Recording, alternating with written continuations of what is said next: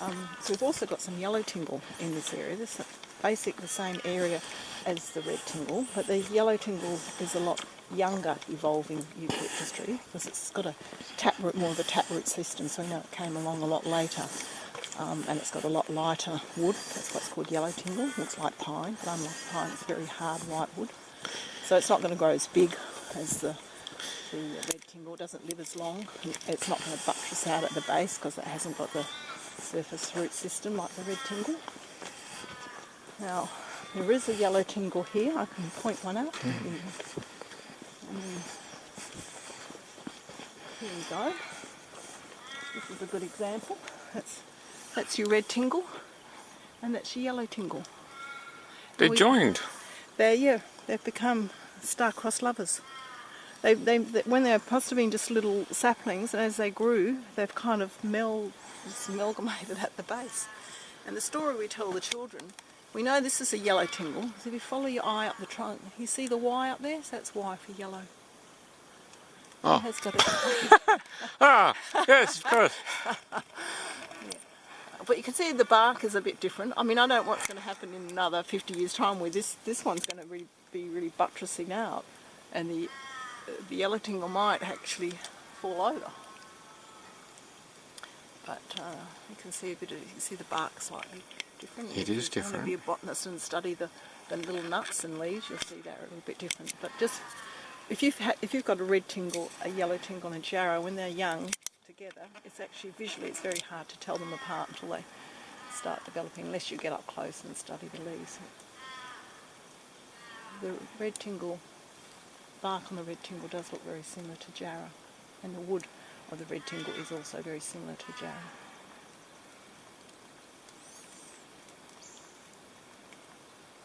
So the canopy of the red tingle forest is going to average about 70-75 metres, where the Karri's canopy averages about 90-95 metres.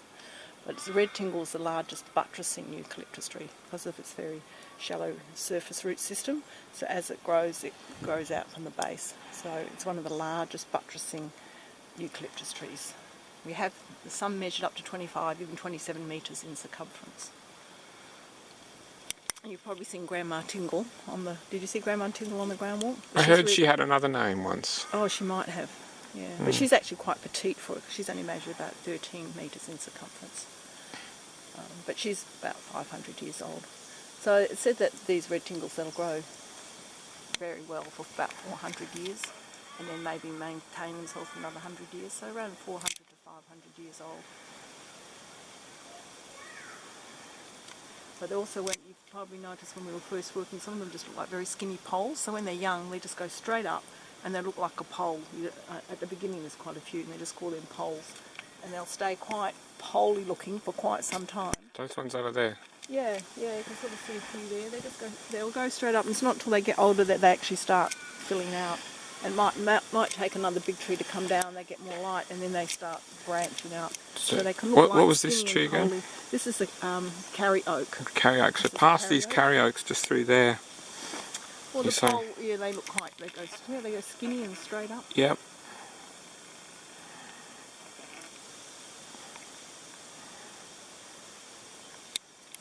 That's very, very interesting. See, you got me artistically inspired now. That's interesting.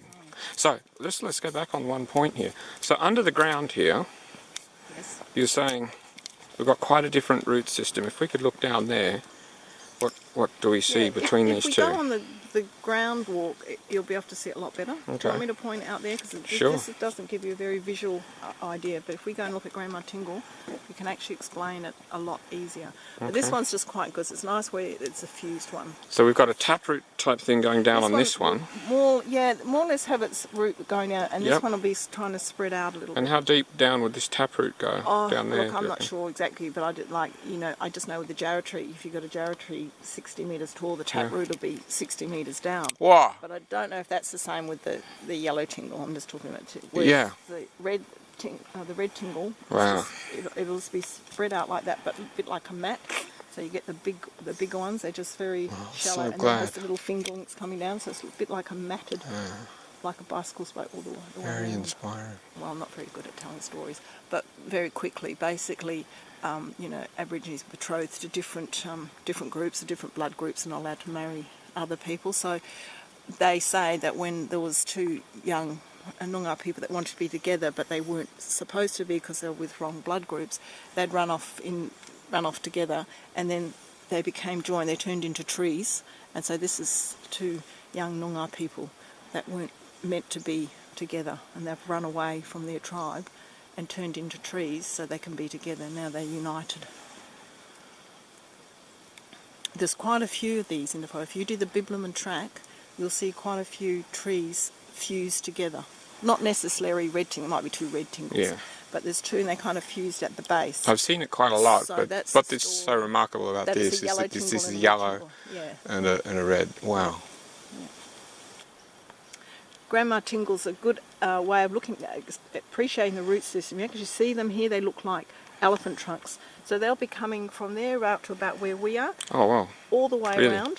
A bit like a bicycle. Oh, spoke. really? They're matted in. So you've got the larger ones, they come out and then they have the little finger links coming down. So it's all interwoven, so it's quite a mat because there's tons and tons of weight that has to.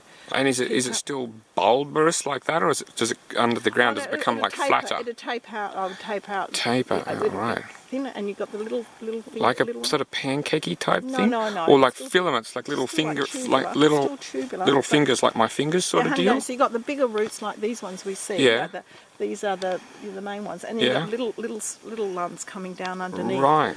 So it creates a very I get matted. the like okay. like a bicycle, all intertwined all Yep. the way around. And there are, of course, some that have fallen down. Well, this one fell down in the winter, so some of them Yep. not quite spudded in like they should be. Then this one came down in a storm. Yep. But some people think, they look quite precarious because they're all hollowed out. But they don't come down any more readily than the other ones. You get a storm, you get a carry down, a jarrah down, you might get a tingle down. So that happens. That's the life in the forest, the law of the forest. You get a few down in a storm, but another one will grow. There's lots of young ones here that'll just take off. But that one is a lovely one. Look at that one. Isn't it beautiful? You can just see how ancient it is with heavy, top-heavy branches.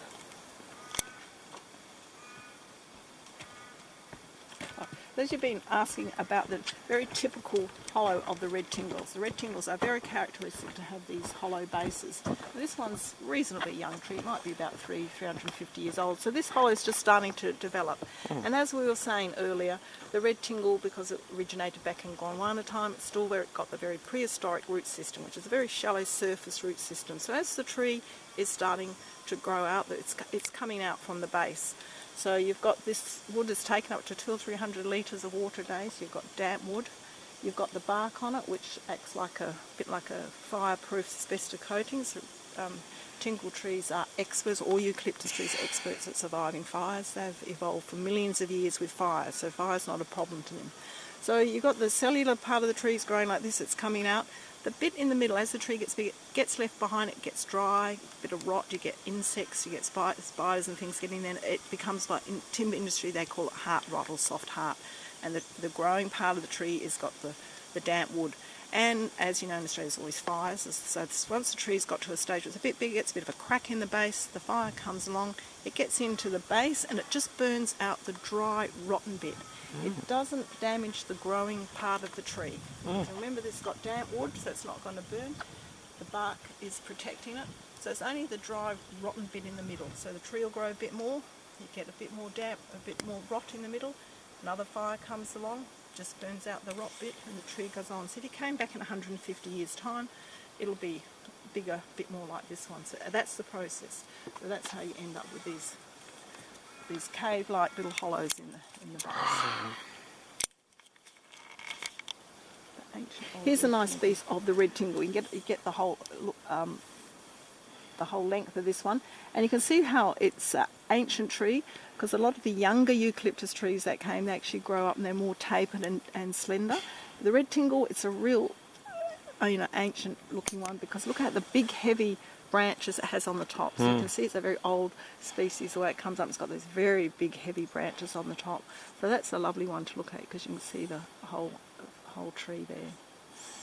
And you're talking about this ancient empire. Oh, the name, why it got the ancient empire, the name of the ancient empire, because we've got these very ancient red tingle trees here. But if you're interested in zoology, we have got some species of little critters, the tingle spiders. There's a few species of spiders. There's a primitive snail. There's little arthropods and slaters that are relics of Gondwana time. So they're linked right back to that Gondwana time, as well as the red tingle trees. So it gives us a window into the past. So that things haven't changed, and you've got those direct links to study. If you're looking at botany and zoology, we've got this window into Gondwana time. So that's where it's got the name, the Ancient Empire. So here we have the tassel flower, and as you've probably noticed, the tassel flower is very common. It's all white spread through here.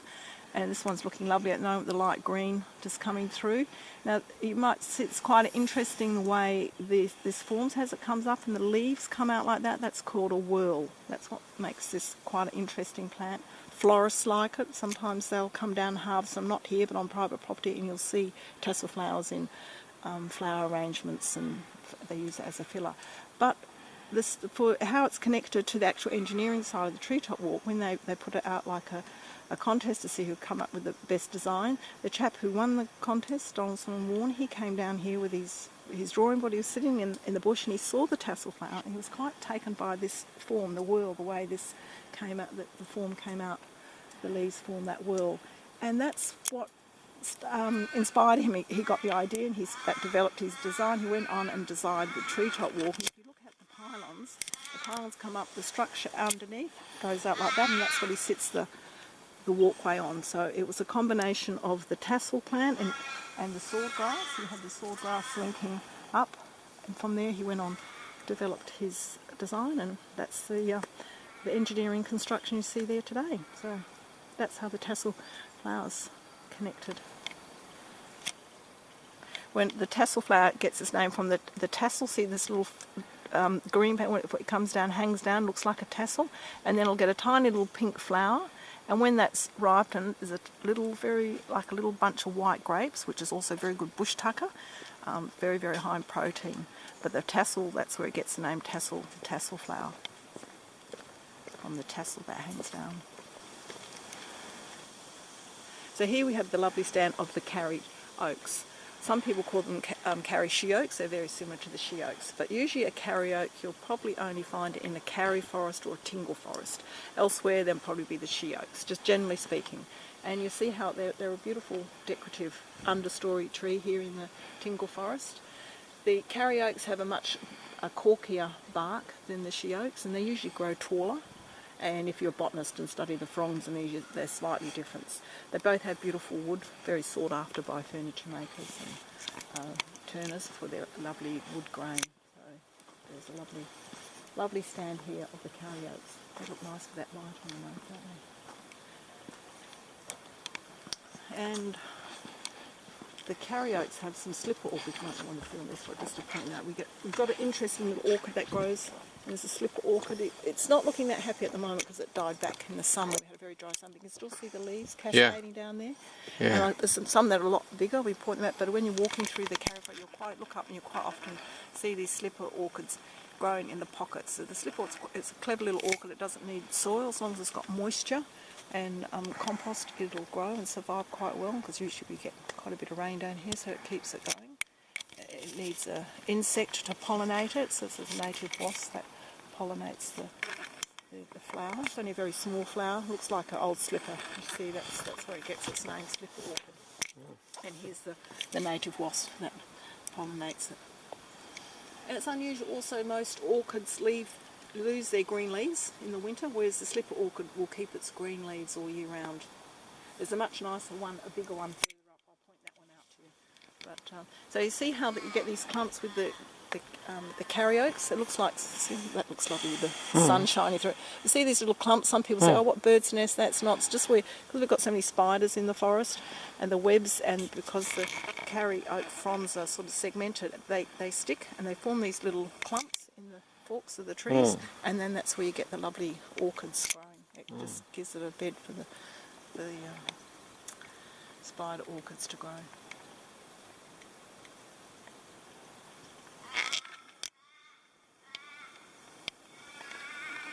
does look lovely with a bit of rain after, doesn't it? So it's sort of glittery and